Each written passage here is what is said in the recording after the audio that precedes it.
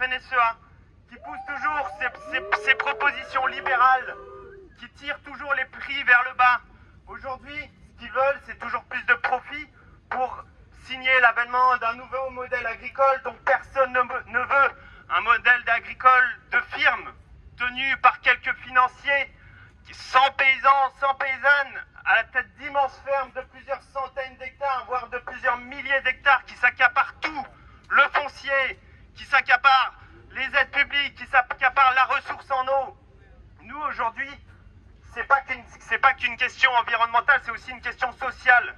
Là, on crie la sonnette d'alarme parce que notre métier, notre profession est clairement en train de disparaître. Et cette proposition de loi, elle va encore dans ce sens-là, avec toujours plus d'agrandissements, toujours plus de plus grandes fermes et toujours moins de paysans. Je pense qu'aujourd'hui, il y a également le lobby de l'agro-industrie qui pousse énormément aux côtés de la FNSEA, le lobby de l'agro-industrie et notamment le lobby de l'agrochimie, qui ont une influence absolument terrifiante, connue de tous, dans le monde politique. Et aujourd'hui, on espère que ce monde politique, il va écouter aussi le reste de la société qui craint pour notre modèle agricole, pour notre santé. Parce qu'à chaque fois, ces lobbies ils poussent pour ces politiques libérales qui tirent toujours plus les prix vers le bas. Et nous, paysans, paysannes, notre seule arme de concurrence sur le marché international, ça reste les pesticides au détriment de notre santé, au détriment de la santé des citoyens et des citoyennes et au détriment de la biodiversité qui, je le rappelle, fait partie intégrante de notre outil de travail. Donc aujourd'hui, clairement, on tire une balle dans le pied si on continue dans ce sens-là. Et aujourd'hui, on est là pour dire que non, le monde agricole ne soutient pas cette proposition de loi. Télé hier soir, normalement, il y avait un représentant FNSEA qui devait être là, personne. Ils ont passé 3 jours, France Info, à essayer de trouver un représentant FNSEA pour venir en face de moi débattre.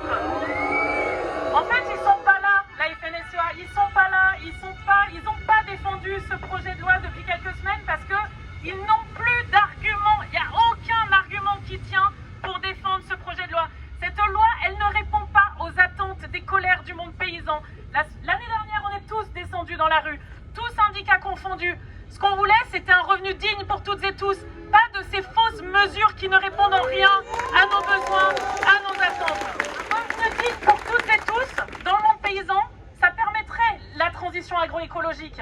En fait, il y a eu un plan Ecophyto qu'on a tous voté en 2018 pour réduire de 50% soi-disant l'usage des pesticides. 500 millions d'euros ont été mis sur la table.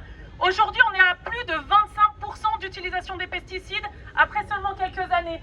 Ce plan Ecophyto, on l'aurait utilisé avec du courage politique, justement pour accompagner tous ces agriculteurs qui sont victimes d'un modèle agro-industriel qui les emmène droit dans le mur. Si on avait accompagné ces agriculteurs et ces agricultrices-là, on ne serait pas là aujourd'hui. Tout le monde est prêt à faire la transition écologique, à part une petite minorité qui s'en met plein les fouilles.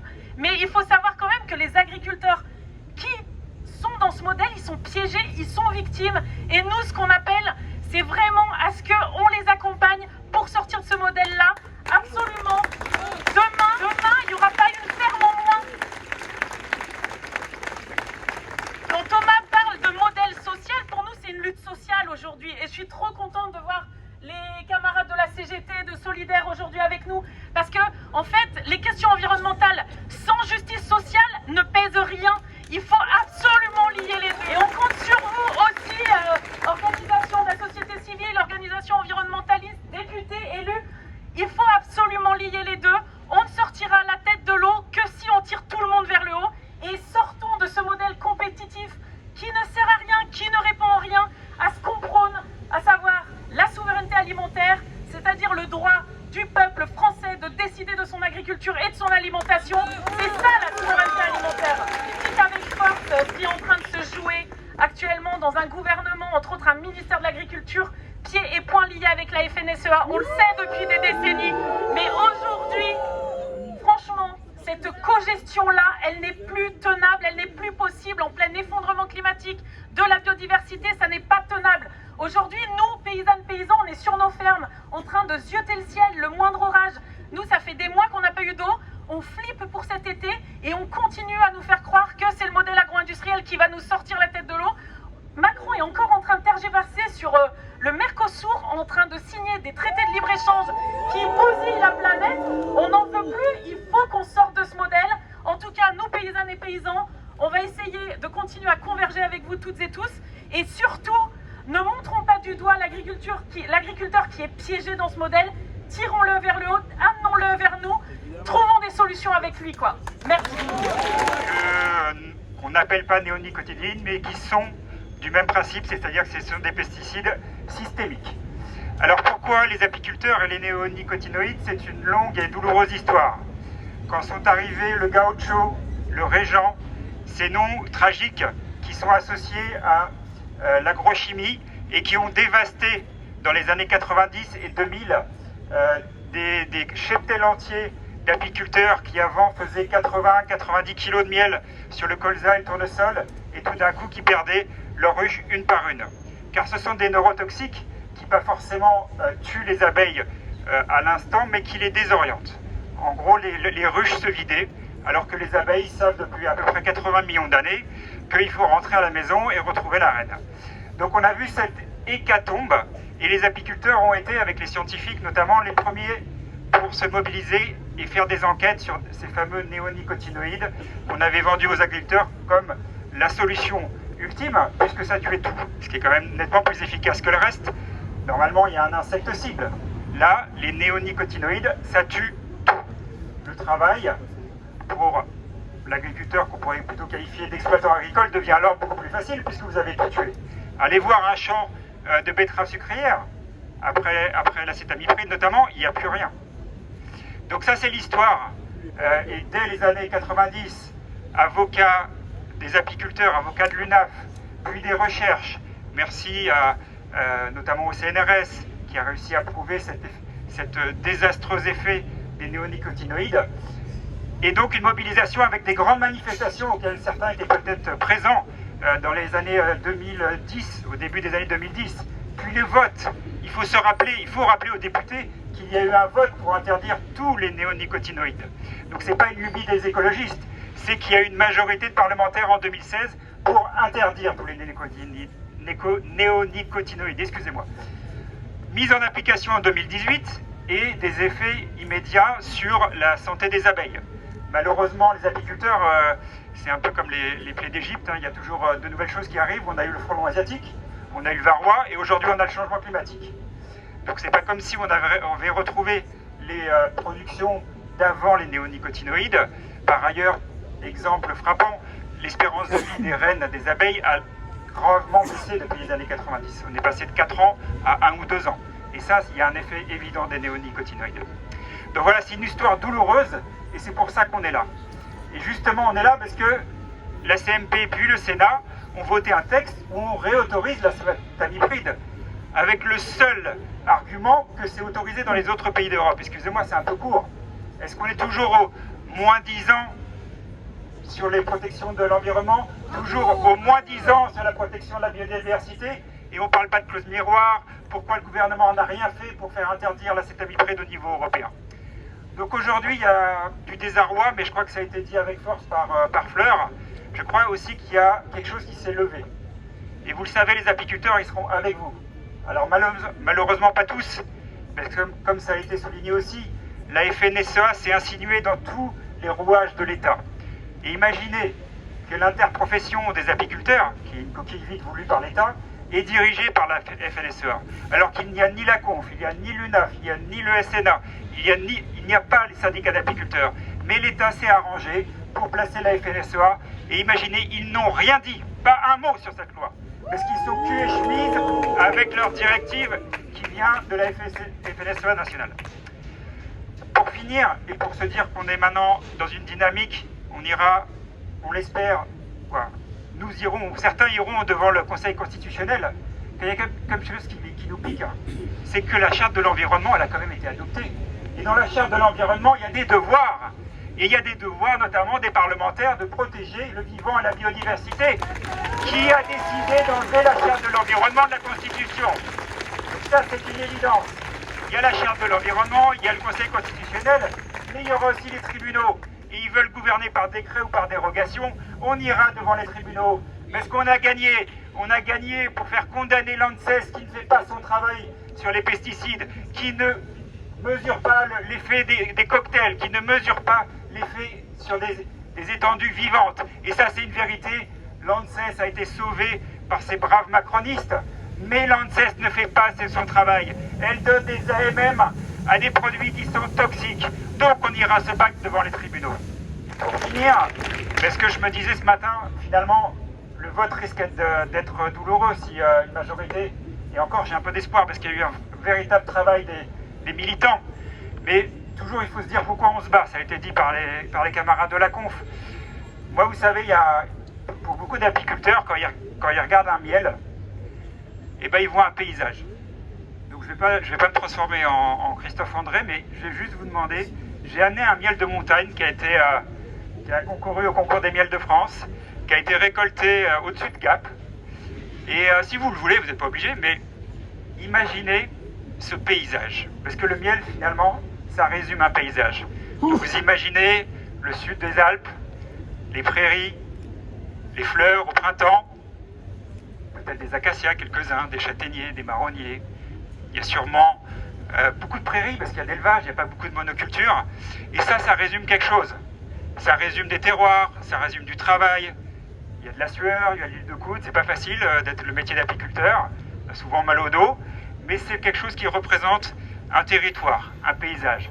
Alors maintenant, vous imaginez les plaines de betteraves sucrières, des terres sans vivants, des camions, des exploitants qui visitent leurs hectares, leurs centaines, leurs milliers d'hectares dans leurs 4x4 et dans leurs blousons de gentleman farmer. Et bien, c'est pas la même chose. Donc on va faire une différence. Il faut plutôt, et on appelle les députés à sauver l'apiculture française, et pour une fois ne pas écouter les exploitants de la betterave sucrière, excusez-moi. Merci. Il reste encore un petit peu d'enjeu. Et moi, je me suis installé en 2012 en agriculture bio sur une ferme familiale qui était précédemment en agriculture conventionnelle, qui suivait déjà une trajectoire vers l'agriculture bio. Et au cours de cette installation, il y a eu plusieurs éléments marquants dans mon parcours un peu personnel, notamment des cancers dans ma famille, des cancers de la prostate, qui ont été pour partie reconnus maladie professionnelle. Et puis un peu plus récemment, le décès d'un collègue de mon père, qui a été lui reconnu maladie professionnelle de maladie de Parkinson par l'usage des pesticides, vraiment typiquement. Et donc ça, c'est des choses qui ont un peu jalonné moi, mon histoire et mon choix d'installation en agriculture bio sur une ferme de 84 hectares en polyculture élevage en Normandie. Et donc cette loi, elle touche à plusieurs éléments que nous on connaît bien en agriculture biologique. Elle touche à l'élevage, elle touche à l'eau, et elle touche aux pesticides. En fait, les trois problèmes, les trois doigts d'une même main, finalement, que nous, on essaie de résoudre. Et finalement, dans cette période très, très tourmentée, très troublée, on oublie quand même qu'il reste un itinéraire. Il reste un itinéraire qui est connu, mais qui n'est pas très bien visibilisé par nos dirigeants en ce moment. C'est celui de l'agriculture biologique. Si on avait pris cet itinéraire un peu plus tôt, on ne serait pas là, tous, à manifester contre le retour de produits et contre des solutions du passé. Et donc on espère que rapidement on reprenne un peu les choses en main et que nos dirigeants reviennent à leur bon sens, peut-être leur bon sens paysan pour certains et certaines, et remettent enfin l'agriculture sur cet itinéraire de l'agriculture biologique. L'avenir de l'agriculture en général ne doit pas ressembler à son passé.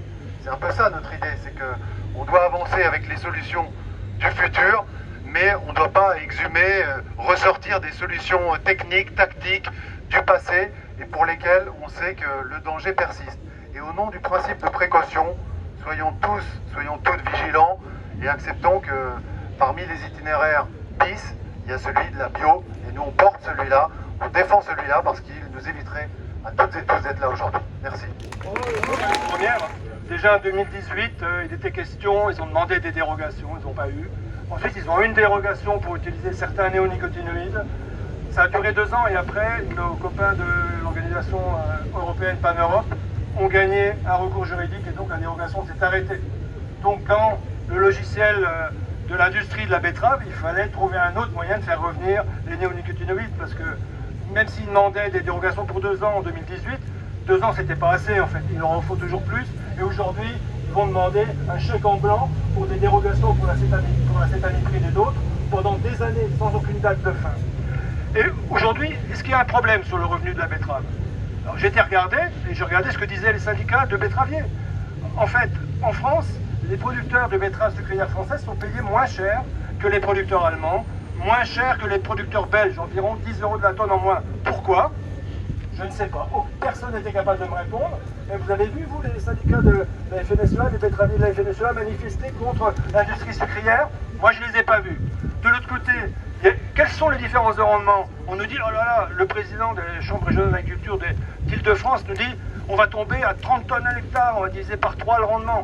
En fait, la réalité, les syndicats de l'INRA l'ont montré, l'ont calculé en regardant les statistiques officielles, c'est que la différence entre les cultures de betteraves sucrières avec ou sans néonicotinoïdes, c'est 3 tonnes par hectare. 3 tonnes, c'est-à-dire à peu près 12% de baisse. Ben, vous voyez, il suffirait d'être que les betteraviers français soient payés le prix de leurs voisins allemands ou de leurs voisins belges pour qu'ils retombent sur leurs pattes et qu'ils aient la même rentabilité sur leur exploitation. Alors bien sûr, moi je préférais qu'ils fassent des exploitations en bio avec un produit de meilleure qualité, etc. et sans impact sur l'environnement. Mais qu'est-ce qu'on demande aujourd'hui? Ben, plutôt qu'augmenter, payer mieux les paysans, encore une fois, il ne faut pas opposer les environnementalistes, etc., les associations de victimes et les paysans. On ne veut pas faire cet effort-là, on ne veut pas demander à l'industrie de faire un effort et de payer à juste prix les productions, et à la place, on demande à la population d'encaisser le choc toxique de pesticides ultra toxiques qui vont être déversés par centaines et centaines de tonnes dans l'environnement. Donc c'est un choix politique qui est fait, assumé par la majorité, c'est de faire du revenu agricole sur les productions, ce type de production betteravière et quelques autres, sur le dos de la population, sur le dos de notre santé, et ça c'est totalement inacceptable.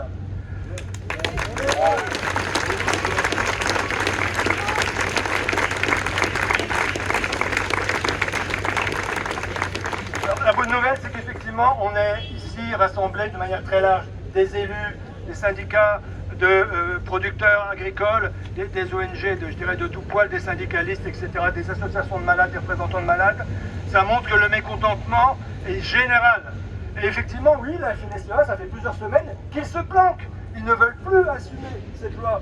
Ils ont fait le boulot il y a un an et demi, en nous faisant croire que la betterave sucrière, c'est une question de souveraineté alimentaire. Alors si on attend le sucre pour être en bonne santé par notre alimentation, on est mal parti, premièrement. Et deuxièmement, on produit 2 fois trop de sucre pour la consommation nationale. Donc c'est juste une culture de rente à vocation exportatrice sur laquelle il y a des entreprises qui font du business et de l'argent sur le dos des producteurs et aussi sur le dos de leur santé maintenant. C'est ce que nous demande d'assumer. Donc ça, au-delà de ce planquage de la FNSEA, on va dire, nous on est là pour justement exposer la problématique. C'est absolument génial qu'on soit tous rassemblés ici. Et si, par malheur, on ne gagnait pas ce vote tout à l'heure à l'Assemblée, ce ne sera pas la fin de l'histoire. Il y a ce recours au Conseil constitutionnel et les ONG viendront y contribuer. Il y a aussi des recours possibles au niveau européen contre l'autorisation de ces substances. Parce que les dossiers sont hyper mal fagotés. Il manque des études sur la toxicité, sur le développement neurologique des enfants. C'est un véritable scandale. Donc de toute façon, aujourd'hui, ce que cette loi Duplon a réussi à faire, c'est à unir une réaction contre les reculs gouvernementaux sur la question des pesticides. On avait le meilleur plan de réduction de l'usage des pesticides, ces objectifs en Europe. Aujourd'hui, l'ancien Premier ministre Gabriel Attal l'a vendu pour avoir la paix sociale avec la FNSEA l'année dernière en cédant sur un nouvel indicateur pour évaluer ce plan qui est un indicateur magique puisque même si la consommation de pesticides augmente, l'indicateur diminue. Donc c'est vachement pratique pour la FNSEA et pour la coordination rurale qu'il ne faut pas épargner au passage, hein. Il ne faut pas être non plus trop gentil, mais c'est pas sérieux. Donc ces reculs, ils veulent continuer. Aujourd'hui, je vois avec plaisir qu'on est là pour dire stop, ça suffit. Moi je suis Sandy Olivar-Calvo de Greenpeace France. J'ai écrit ma prise de parole parce qu'on a eu peu de temps pour tout organiser. Je voudrais vraiment avant tout qu'on applaudisse très fort toutes les personnes qui ont permis que cette mobilisation elle existe, que toute cette contestation elle existe. C'est un travail de plusieurs mois. C'est des gens qui se battent, qui essaient de comprendre ce texte, parce que dans un premier temps il a fallu comprendre ce texte. Parce que par exemple l'article 3 sur l'élevage, il est illisible. Tout ça pour nous rendre en difficulté de se mobiliser. Donc je voulais qu'on les applaudisse pour introduire. Et avant tout, j'aimerais commencer aussi ma prise de parole par relayer les mots de Camille Borderoute, qui a courageusement témoigné pour prendre sa part en tant que citoyenne et en tant qu'ancienne malade de cancer. Et je trouve que sa parole mérite d'être dite aujourd'hui. Elle nous dit « Les circonstances, on s'en fout, jamais les bonnes. Il fallait faire avec ces corps étrangers en travers de soi. Finalement, les chimios, le crâne d'œuf et la privation de vie étudiante furent moins difficiles que la métastase de questions. Celles-là ne m'ont jamais quittée. Pourquoi est-on si nombreux et nombreuses? D'où ça vient si c'est pas héréditaire? Les champs de pesticides à côté desquels on a appris à respirer? Les champs qui nous ont nourris? L'eau du robinet? Et j'aimerais aussi vous citer les mots de cette médecin qui m'a écrit. Je me sens très concernée quand on voit le nombre de cancers qui explosent et qu'on se dit toujours, on ne sait pas exactement d'où ça vient.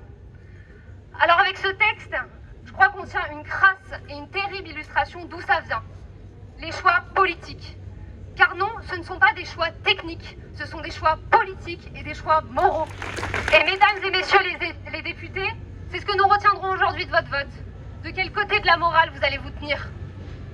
Et croyez-moi, oh oui, croyez-moi, nous nous souviendrons de ce vote. Nous nous en souviendrons comme les malades de cancer se souviennent de leur première chimiothérapie.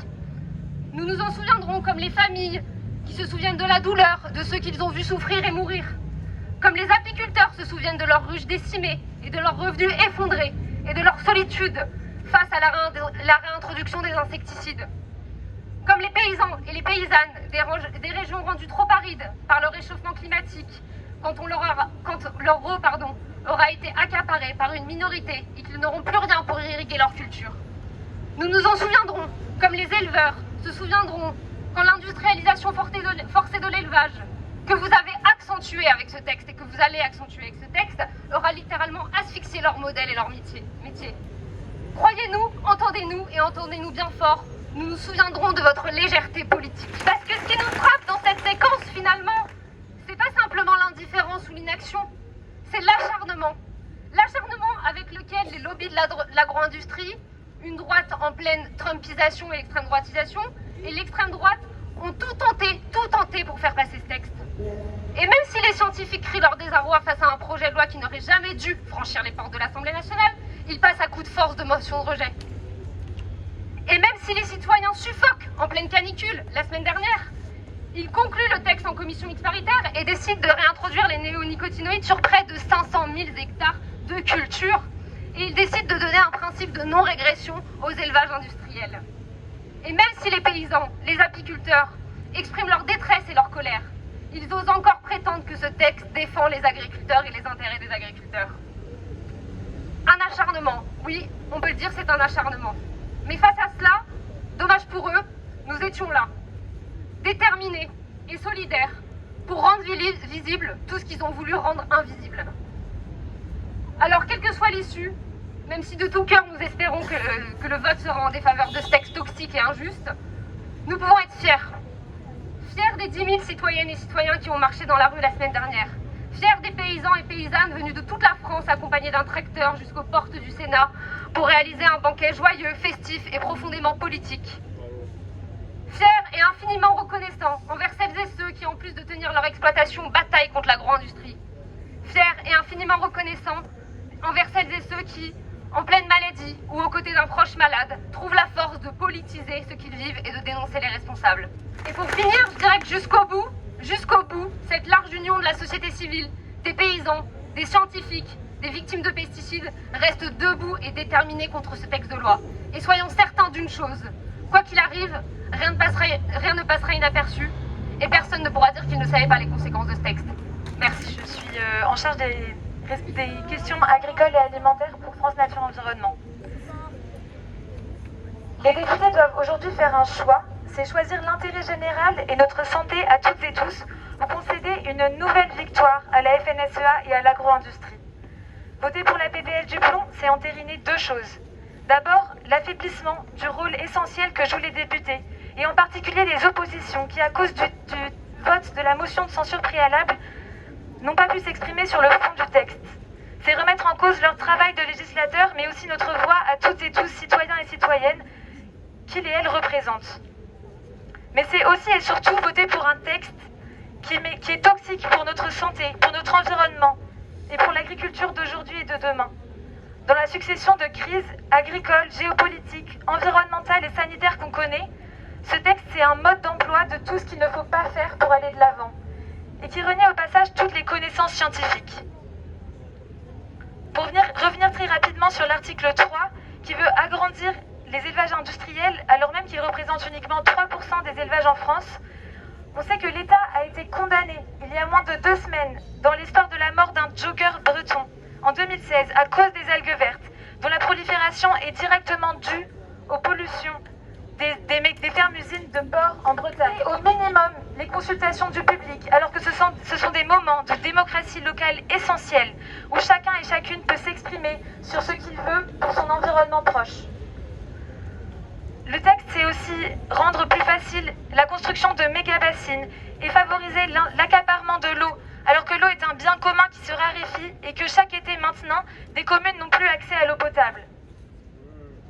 Nous sommes des centaines de milliers, citoyens et citoyennes, scientifiques, victimes directes du système agro-industriel, à avoir publiquement exprimé notre opposition à la proposition de loi Duclos.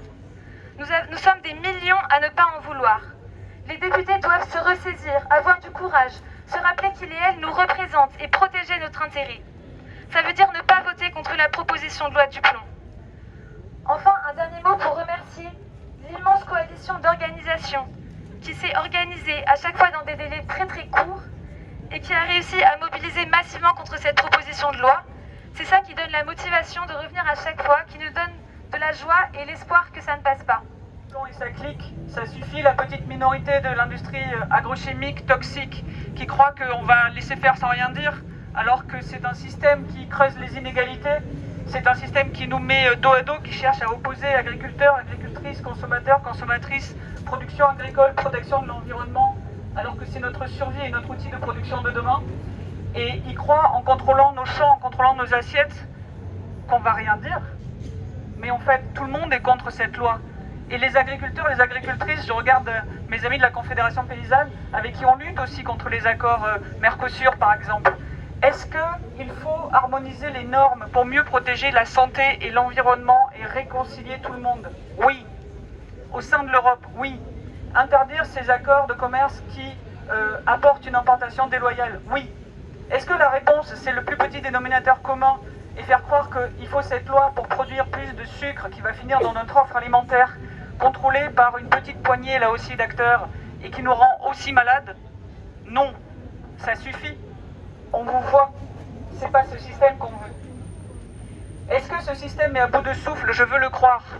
Quand on a un système qui finit par mettre les victimes qui ont autre chose à faire que de venir lutter, alors qu'elles ont déjà été victimes de ce système, qui met les scientifiques en rébellion parce qu'on ne les écoute pas, quand on a un système où finalement cette minorité a tellement peur et c'est tellement qu'elle est du mauvais côté de l'histoire, qu'elle refuse tout débat démocratique, qu'elle essaie de nous le faire le passage en force par la fenêtre sur des pesticides et des insecticides, des néonicotinoïdes qu'on avait enfin réussi à faire interdire. Quand on voit qu'il y a des intimidations, j'ai entendu plusieurs témoignages de députés dans leur circonscription, des intimidations physiques. Mais c'est quoi ce système? C'est qui ces gens? C'est qui ces gens qui sont tellement acculés que pour défendre leur petit schéma où seule une poignée profite, il faut aller menacer les gens? J'ai une bonne nouvelle. On n'est pas aussi impuissants qu'ils veulent nous faire croire. On est des millions. On est des millions d'agriculteurs, agricultrices qui sont contre ce modèle. On est des millions et on l'a prouvé cette semaine parce qu'ils vont tellement loin. Ils vont tellement loin que la paix sociale, s'ils veulent l'avoir, il va falloir remettre de l'intérêt général, de la santé publique et d'une agriculture de transition au milieu. Alors on est non violent, mais par contre on observe, on vous voit et on a des attentes parce que tant qu'il y a encore de la démocratie dans ce pays, on voudrait qu'elle soit défendue et on voudrait qu'elle soit défendue par nos élus notamment. Et ceux qui se prétendent du centre, qui ont été interpellés par des millions de gens grâce à notre mobilisation ensemble, j'espère qu'ils ont bien compris que là c'est l'histoire qui les regarde. Il faut être du côté de l'histoire, du côté de la santé, du côté de la réconciliation aussi. Bien sûr que nos agriculteurs, agricultrices, cette agriculture qu'on leur a imposée, il faut la changer en les accompagnant. Bien sûr qu'il faut une transition, que pour ça il faut se mettre toutes et tous autour de la table. Bien sûr qu'on va y travailler ensemble parce qu'on va reprendre cet espace citoyen. On va le reprendre. Mais aujourd'hui, On a besoin que cet espace citoyen il soit incarné par les députés dans cette assemblée. On a besoin qu'ils disent non. On a besoin qu'ils se regardent dans la glace, qu'ils nous regardent dans les yeux, qu'ils regardent leurs enfants dans les yeux et qu'on dise on est du bon côté de l'histoire. On ne veut plus avoir des victimes qui prennent ce mégaphone. On ne veut plus faire de victimes. On veut réconcilier, on veut réinventer ensemble.